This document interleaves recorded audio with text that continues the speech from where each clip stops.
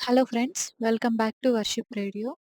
శ్రీ షష్ఠీదేవి వ్రతము ఎలా జరుపుకోవాలి అనేది ఇప్పుడు ఈ వీడియోలో తెలుసుకుందాం.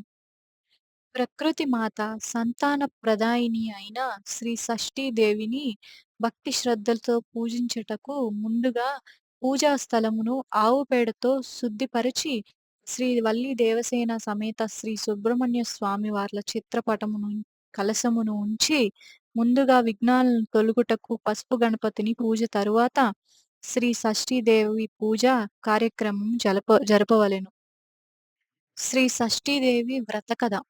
పూర్వము తారకాసుడు అనే రాక్షసుడు వరగర్వంచే సమస్త లోకాలను పీడించసాగాడు.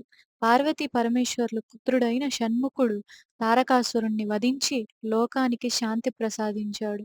అప్పుడు దేవతలు, మహర్షులు ఆ ఆది దంపతులను వేనోళ్ల స్తుతించి, అమ్మా జగదీశ్వరి, మీరు శక్తి స్వరూపులు కాబట్టి షణ్ముఖుని కుమారునిగా పొంది తారకాసురుని నుండి మమ్మల్ని రక్షించినారు.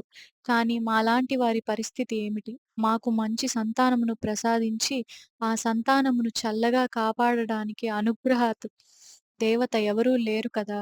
అట్టి దేవతను మీ మీ వరప్రసాదంగా ముల్లోకాలకు అనుగ్రహించు తల్లి అని ఎన్నో విధాలు ప్రార్థించారు. వారి ప్రార్థనలను మన్నించిన పార్వతీదేవి, భక్తులారా విచారించకండి.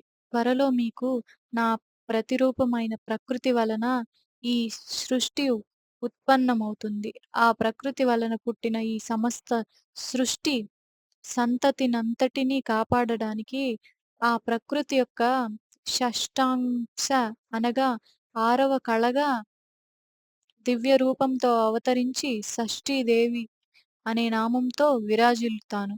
మీ యొక్క సత్సంతానాన్ని కాపాడుతూ, శిశువులను రక్షిస్తూ, వారి బాలారిష్ట దోషాలను నివారిస్తూ, వారిని సదా కాపాడుతూ ఉంటుంది. సంతానానికి పరదేవతయై విరాజిల్లుతూ దేవసేన అనే పేరుతో మా షణ్ముఖుని వివాహమాడి అతనికి అర్ధాంగి కాగలదు. ఈ పరదేవతను పూజించిన వారి సంతతి ఎంతో వృద్ధి చెందుతుంది అని వరమిచ్చి వారందరినీ ఆశీర్వదించింది. ఆ వరప్రభావం వల్ల ప్రకృతి మాత షష్టాంశ ఒక దివ్య సుందరిగా అవతరించి గణపతులతో ఒకడైన ధర్మవర్ణి ఇంట దేవసేన అను నామంతో పెరిగి షణ్ముఖునికి ఇల్లాలైనది. షణ్ముఖుని వివాహంతో పాటు గణాధిపతి అయిన మహాగణపతికి కూడా వివాహం జరిపించిన పార్వతీ పరమేశ్వరులు విఘ్నాలకు అధిపతిగా ఆ మహాగణపతిని దేవస్ దేవ సైన్యానికి సర్వ సైన్యాధ్యక్షునిగా షణ్ముఖుణ్ణి నియమించి లోకాలను ఆనందం కలిగించారు.